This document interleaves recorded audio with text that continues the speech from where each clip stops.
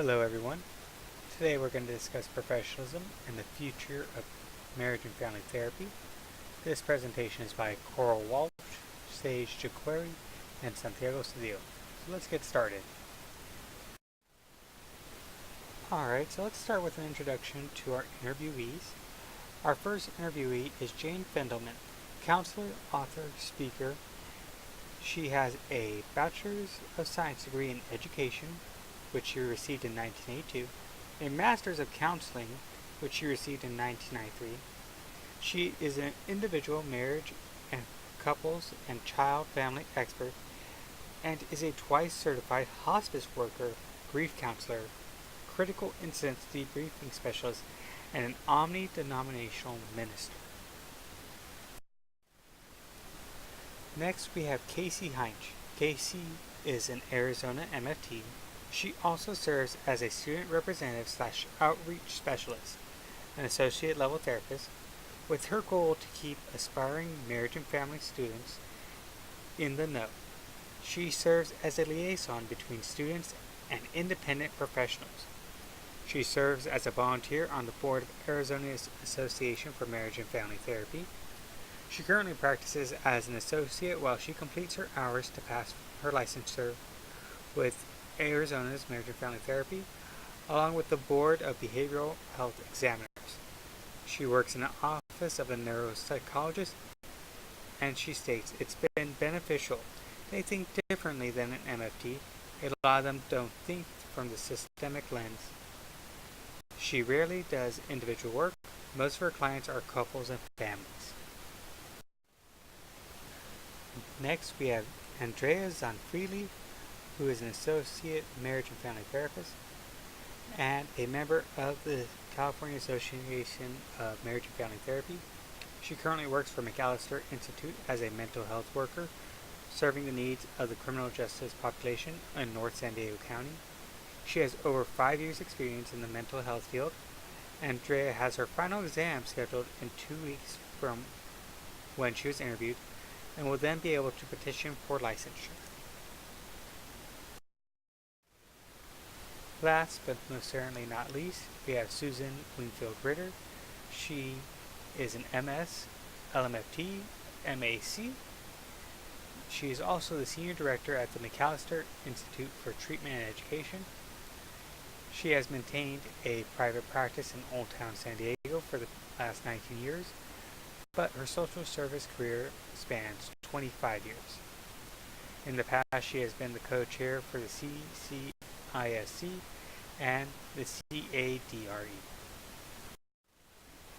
The first question that we asked our interviewees are, what are some challenges they face in their current work position? Jane said her biggest challenge after 20 years in practice is the growth of her practice. Jane currently employs several interns as well as bookkeepers. Because of her popularity, many clients are on a wait list. She works through these challenges by offering homework.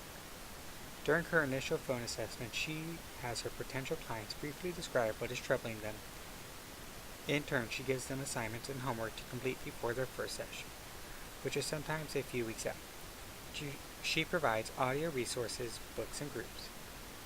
Other challenges that she faces in her profession is following through with the mandatory reporting laws. Jane stated, the biggest challenge is having to convince CPS workers that they must take a report. They appear, as she said, never in the mood to take a report. More often than not, she has to get their name and follow up reporting to ensure she is not liable. Casey states, as an MFT in a private practice and as an associate, it is really difficult.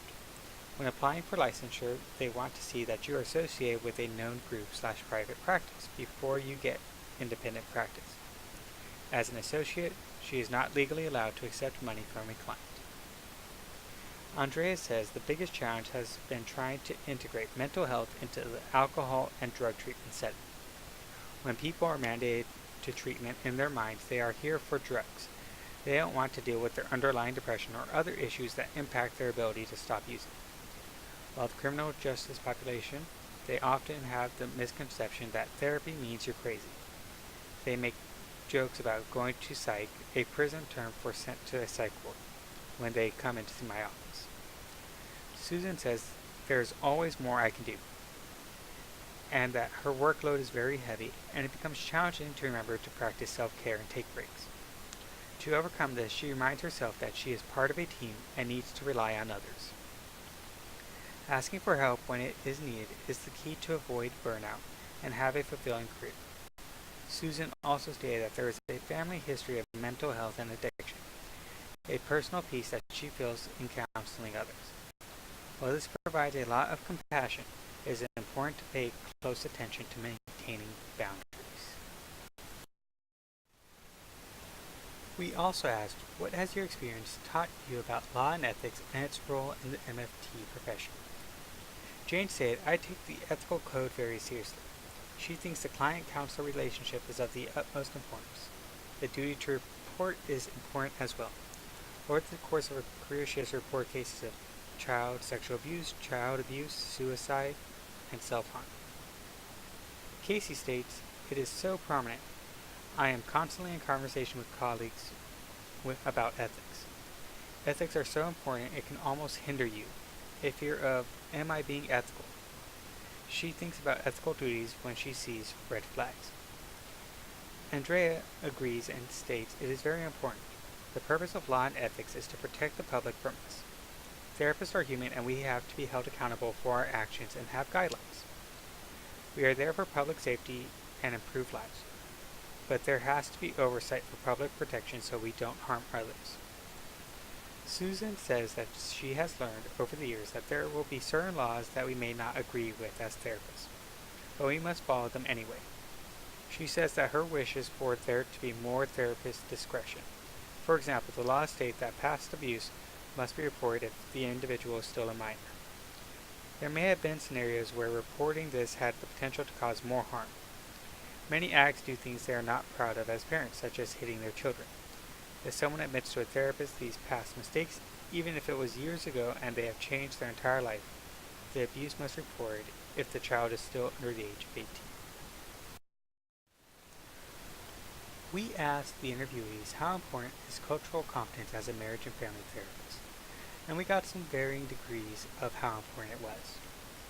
Jane states although she does believe that it is good to be sensitive to a client's cultural programming, she doesn't believe in speaking to their cultural programming, but rather speak to their soul, their evolution as an individual.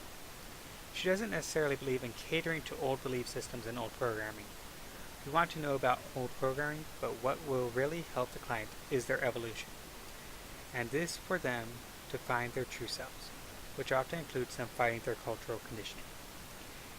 Casey says, if you are working in the agency sector, it is super prominent, especially in Arizona, working with Mexicans and Latin Americans. However, education is important that an MFT program trains appropriate.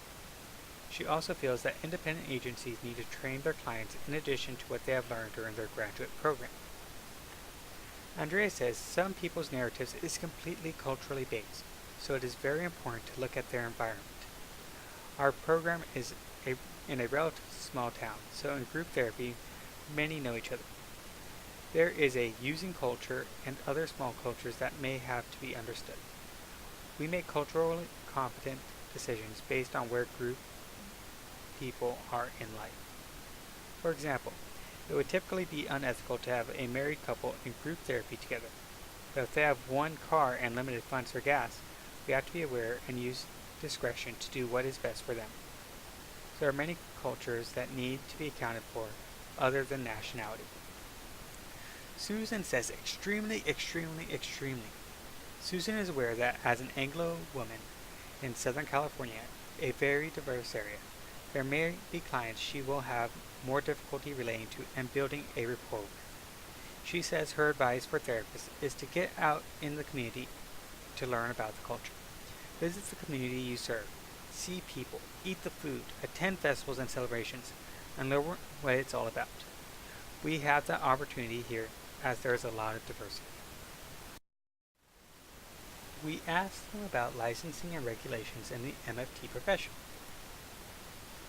Jane says after 25 years of developing tools and techniques, successful tools and techniques, She's probably not as affected by the MFT regulations, except for the ethics restrictions, which she strictly adheres to. Casey says in her private practice it affects the way she writes her notes, assessments, and intakes, as well as where she works, who she works with, as well as who she associates with. An example, a company and agency she had to report to the board, she no longer associates with anyone from that agency.